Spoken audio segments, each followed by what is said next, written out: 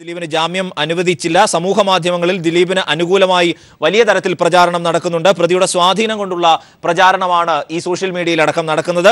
പ്രതി ചെയ്ത കുറ്റം സമൂഹ മാധ്യമങ്ങളിൽ വലിയ തരത്തിൽ ആഘോഷിക്കപ്പെടുന്നുണ്ട്. ദിലീപിന്റെ എന്നതടക്കമുള്ള കാര്യങ്ങൾ പ്രോസിക്യൂഷൻ പ്രധാനമായും ഉന്നയിച്ചു. ഈ വാദങ്ങൾ മുഖവിലേക്ക് എടുത്തുകൊണ്ടുകൂടിയാണ് ഇത്തരത്തിൽ ഒരു വിധി. ദിലീപിന് ജാമ്യമില്ല എന്ന ഏറ്റവും പുതിയ വിധി കൂടി, ഏറ്റവും പുതിയ വിവരങ്ങൾ കൂടിയാണ് നിലവിൽ ലഭിക്കുന്നത്. ഇപ്പോൾ സിബി ജോസഫ് കൂടി ചേരുന്നത്. സിബി, എന്താണ് അവിടെ നിന്നുള്ള പുതിയ അപ്ഡേഷൻസ്? ഇരയോടുള്ള വേട്ടയാടൽ മാത്രമായിരിക്കും. മാത്രമല്ല ദിലീപ് സമൂഹ മാധ്യമങ്ങളിലടക്കം ദിലീപ് അകത്തിരിക്കുമ്പോൾ പോലും അല്ലെങ്കിൽ ജയിലിനകത്തുള്ളപ്പോൾ പോലും പ്രചരണം നടത്താൻ ദിലീപിന് കഴിയുന്നു. ഇത്ര ശക്തനായ എന്നാൽ പ്രതിഭാഗം പ്രധാനമായും വാദിച്ച ദിലീപിനെതിരെയുള്ളതൊരു കൊടും കുറ്റവാളിയുടെ മൊഴി മാത്രമാണ്. അത് വിശ്വസിച്ച് ആണ് പോലീസ് നിലവിൽ മുന്നോട്ട് പോകുന്നത്. പ്രതി ചെയ്ത കുറ്റം സമൂഹ മാധ്യമങ്ങളിൽ ആണ് ആഘോഷിക്കപ്പെടുന്നത്. റിമാൻഡ് റിപ്പോർട്ട് പൂർണ്ണമായും കളവാണ്. കത്തിലെഴുതിയ കാർ നമ്പറിന് പ്രാധാന്യമില്ല. മെമ്മറി കാർഡും മൊബൈൽ ഫോണും കിട്ടിയെന്നാണ് പോലീസ് ആദ്യം പറഞ്ഞത്.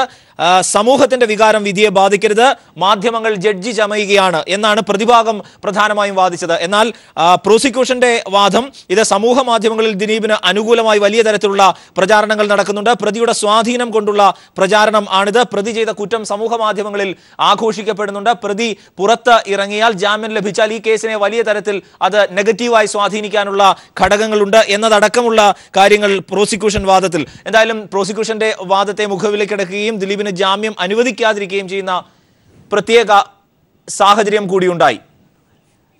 സിബി ജോസഫ് കൂടി നിലവിൽ ചേരുന്നുണ്ട്. സിബി, ഏറ്റവും പുതിയ വിവരങ്ങൾ. അരുൺ, ഇപ്പോൾ ദിലീപിന്റെ ജാമ്യാപേക്ഷ തള്ളി എന്നുള്ള ഏറ്റവും പുതിയ റിപ്പോർട്ടുകൾ നമുക്ക് ലഭിക്കുന്നത്. ഇപ്പോൾ ജാമ്യാപേക്ഷ തള്ളിയിരിക്കുന്നു. എന്തായാലും നമ്മൾ പ്രതീക്ഷിച്ചിരുന്ന പോലെ തന്നെ ദിലീപിന്റെ ജാമ്യാപേക്ഷ തള്ളിയിരിക്കുന്നു. പോലീസിനെതിരെ എന്തെങ്കിലും പരാതിയുണ്ടോ എന്ന് മജിസ്ട്രേറ്റ് ദിലീപിനോട് ചോദിച്ചിരുന്നു. ഇല്ല എന്ന ഒരൊറ്റ മറുപടിയാണ് ലഭിച്ചത്. എന്തായാലും വെറും 10 മിനിറ്റ് മാത്രം നീണ്ടുനിന്ന ഒരു കോടതി നടപടി. അതിനുശേഷം ഇപ്പോൾ ദിലീപിന്റെ ജാമ്യാപേക്ഷ തള്ളിയിരിക്കുന്നു.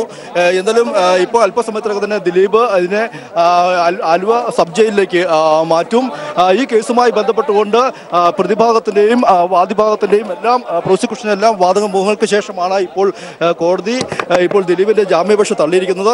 എന്തായാലും ഈ കേസുമായി ബന്ധപ്പെട്ടുകൊണ്ട് ദിലീപിന്റെ ജാമ്യാപേക്ഷ തള്ളുമെന്ന് നമുക്ക് നേരത്തെ തന്നെ അറിയാമായിരുന്നു. ഈ കേസിലെ ഗുരുതരമായ കാര്യങ്ങൾ ചൂണ്ടിക്കാട്ടിക്കൊണ്ട് ഈ കേസിൽ ഇനിയും നിരവധി പേരെ ചോദ്യം ചെയ്യാനുണ്ട്. അല്ലെങ്കിൽ ഈ പ്രതി പുറത്ത് വന്നു കഴിഞ്ഞാൽ ഉണ്ടാകുന്ന ഈ കേസിലെ നിർണായകമായ തെളിവുകൾ നശിപ്പിക്കപ്പെടുമെന്ന് കൃത്യമായും പ്രോസിക്യൂഷൻ വാദിച്ചിരുന്നു. ഈ വാദങ്ങളെല്ലാം അംഗീകരിച്ചുകൊണ്ടാണ് കോടതി ദിലീപിന്റെ വാദം തള്ളിക്കൊണ്ട് തന്നെ, ഈ പ്രോസിക്യൂഷന്റെ വാദം തള്ളിക്കൊണ്ട് തന്നെ ദിലീപിന്റെ ജാമ്യാപേക്ഷ തള്ളിയിരിക്കുന്നു. ഇനി ദിലീപിന് എന്തായാലും ആലുവ മാറ്റും. ഇതിനായി തന്നെ ഇപ്പോൾ പോലീസ് നടപടി ആരംഭിച്ചിരിക്കുന്നു. ഈ കേസുമായി ബന്ധപ്പെട്ടുകൊണ്ട് പ്രോസിക്യൂഷൻ വാദിച്ച എല്ലാ വാദങ്ങളും കോടതി അംഗീകരിച്ചിരിക്കുന്നു. പ്രധാനമായും പ്രോസിക്യൂഷൻ വാദിച്ചത് ഈ പ്രതി പുറത്തു പോയാൽ ഇത് ഈ വലിയ സ്വാധീനമുള്ള ആളാണ്, അതുകൊണ്ട് തന്നെ ഈ തെളിവുകളെല്ലാം തന്നെ അട്ടിമറിക്കപ്പെടുന്ന ഒരു അവസ്ഥ ഉണ്ടാവും. ഈ കേസ് തേഞ്ഞു മാഞ്ഞു പോകുന്ന ഒരു അവസ്ഥ ഉണ്ടാകും. മാത്രമല്ല പലരെയും സ്വാധീനിക്കും, സാക്ഷികളെ സ്വാധീനിക്കും. ഈ ഒരു സാഹചര്യത്തിലാണ് ഈ കേസിൽ ഒരു കാരണവശാലും ദിലീപിന് ജാമ്യം നൽകരുതെന്ന് പ്രോസിക്യൂഷൻ വാദിച്ചത്. ഈ വാദങ്ങളെല്ലാം അംഗീകരിച്ചുകൊണ്ടാണ് ഇപ്പോൾ ദിലീപിന്റെ ജാമ്യാപേക്ഷ തള്ളിയിരിക്കുന്നത്. എന്തായാലും അല്പസമയത്തിനകം തന്നെ ദിലീപിനെ ആലുവ സബ് ജയിലിലേക്കാണ്, ജയിലിൽ നിന്നായിരുന്നു ആദ്യം ആലുവ സബ് ജയിലിലായിരുന്നു, വീണ്ടും ആലുവ സബ് ജയിലിലേക്ക് ദിലീപിനെ കൊണ്ടുപോകുമെന്നാണ് ഇപ്പോൾ നമുക്ക് ലഭിക്കാൻ കഴിയുന്ന വിവരം. എന്തായാലും അല്പസമയത്തിനകം തന്നെ ദിലീപ് പുറത്തേക്ക് വരുമെന്നാണ് നമുക്ക് അറിയാൻ കഴിഞ്ഞത്. ദിലീപിന്റെ അനുജൻ അനൂപ് ഉൾപ്പെടെയുള്ളവർ കോടതിയിൽ എത്തിയിരുന്നു.